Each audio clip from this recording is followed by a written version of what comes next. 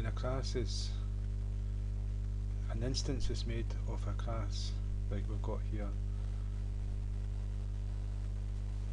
first class, and we're giving it a name first equals new, that's us made an instance of it, and then first class in brackets. What we're doing there is we're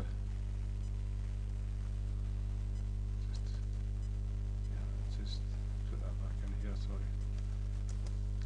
What we're doing is we've made an object of that class, an instance of it, and that's what new keyword is. And this here is the name of a constructor. And when you first make an instance of a class, there's a method that's part of the class that initializes all the variables and all the methods to all the set values, and that's called a constructor, like a builder builds a class. It's a constructor. And when you don't put one in, C# has a default one.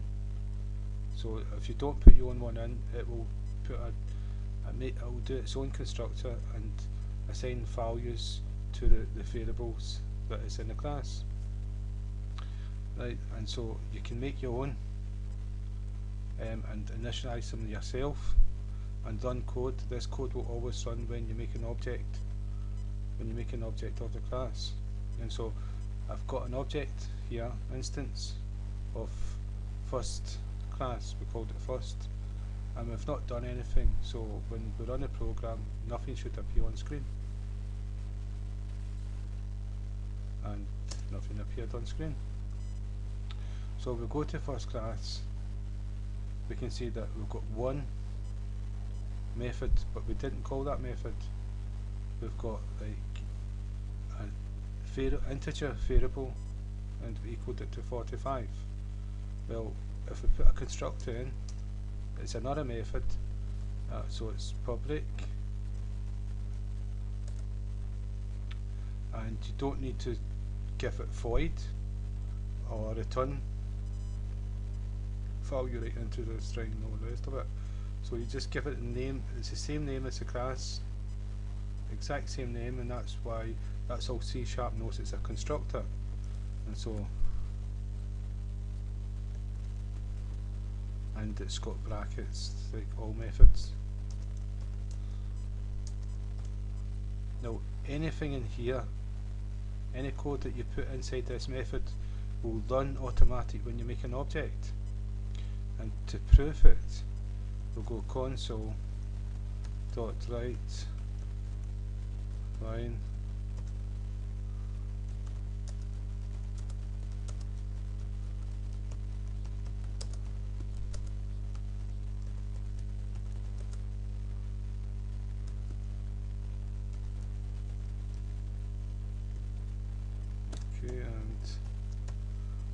and so when we go back to the main, we created an object here, we ran the program,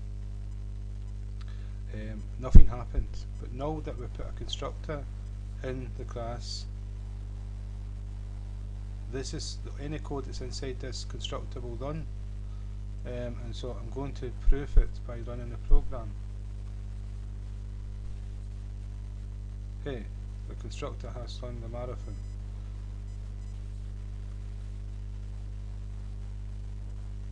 So whenever you get a class and you've got a constructor in it, you can put code inside that constructor, and every time that class is being constructed into an object, an instance, this code will run, and it can be like mathematical equations again, it can be whatever you want. But what it's really used for is, you've got this integer here and we assigned it to 45. Well, all you would do, you would declare the integer with no value. So what we've done is declared it, but it's not, we've not created it yet because we've not assigned it a value. And so we'll go num 1 equals 45 and a comma, and inside the constructor we give it its value. So whenever the class is created, this is going to have a value of 45. Normally you'd initial them at 0 unless you've got a good reason for doing a number different, and so that's what you use a constructor for, but you can use it for many other things. And what I'm going to show you is we were passing parameters, arguments to methods, and we were passing arrays and objects. You can do that with a class, and you do it via the constructor.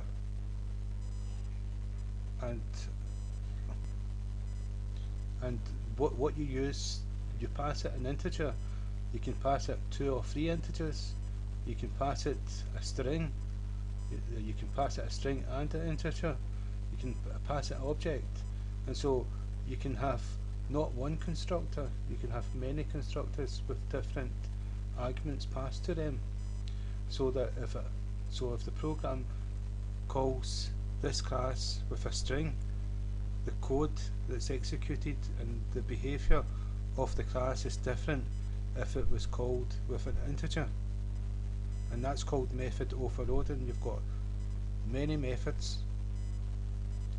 and each perform different tasks, but one name for a method. But if the method is called without a parameter, then it behaves a certain way. If it's passed with an integer parameter, it behaves in another way, and if it's created with a string, then it behaves in another way again, and so it gives you more power over a class and the way it behaves. And I'll give you an example. Is what I'm going to do is cut and paste the constructor and paste it. It's identical, but the difference is I'm going to say int and give it a name. Now the difference here, this one takes a parameter and this one does not, and so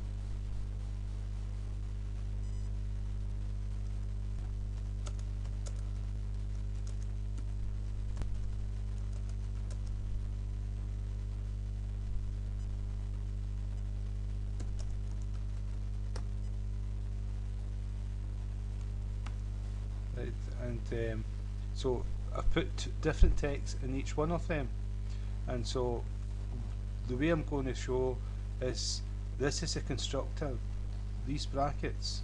If you pass a parameter, an argument into here, it's just like passing an argument into a method, but the whole class is going to change because of this.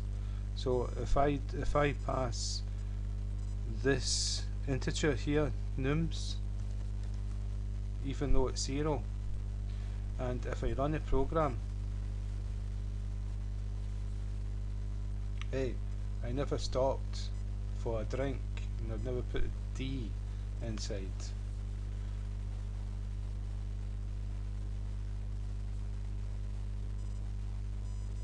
D here.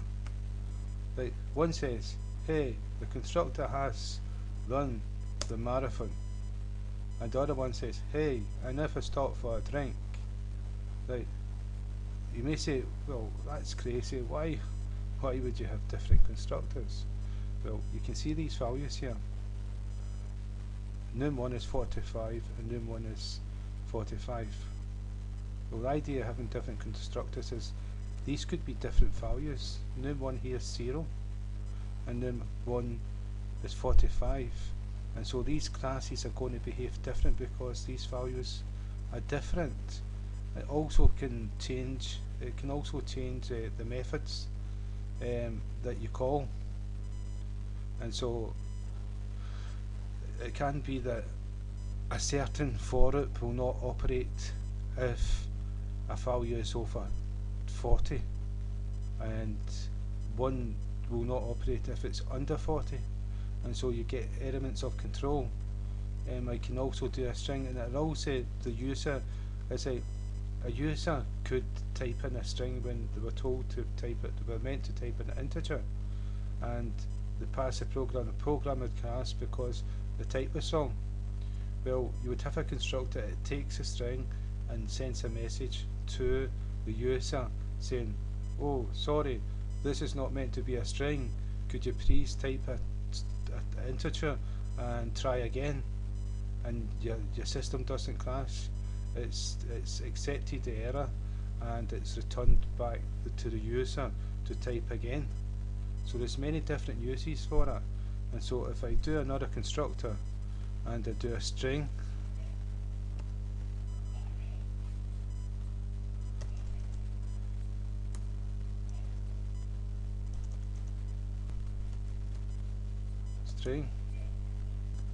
and we give it a name.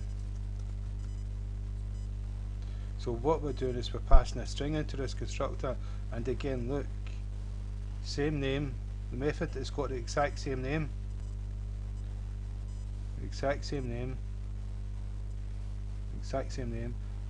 but it's what gets passed into the method that makes it different. So we can pass nothing into this class when we create it. We can pass an integer, we can pass a string, we can pass a string and an integer, we can pass a whole list of parameters, we can pass an object, we can pass an array. So we've got a lot of power here to do all different things depending on the scenario. So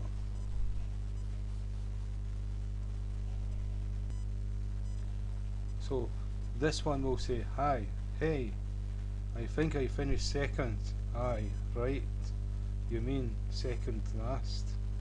And so just to show you, when we do it, put a string in, this method will be called. When we put an integer, this one will be called, and when we don't put anything at all, this one will be called. So we go back and we just put a string in, just a string, and we'll just put a even though it's not spelled right, just a string. So rather than do, yeah, we can do name. Sorry, we've got one there, name. So we've put a string into this class. Now the string one is going to be called, hey, I think I finished second. Aye, right, you mean second last.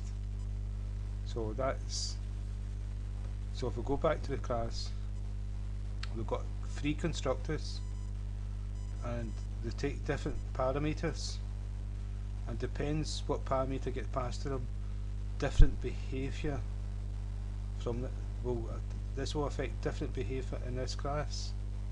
And you can also, that's called method overloading, and you can also use it with any method. As like we've got this one here with an integer,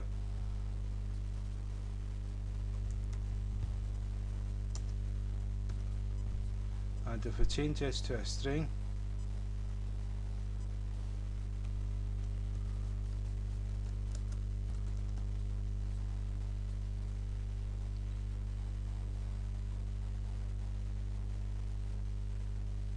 now we're passing a string into it, and it wants to know what num is. So we'll take this away because we've just changed it. And what we're going to do is we're going to do any number at all, and so we're going to print that to screen when this string gets called. And so if we go back to the main program we've created first, now we're going to access the methods dot. Now what we have here is first class method. Now we put the brackets in. Now if we put an integer in, we put an integer inside, run the program, see what happens. 12, because that's what the integer one done. 12 added on to number, and number was 0. Well, I think number was 0 because we've changed all this. So, but 12 added on to it, printed 12.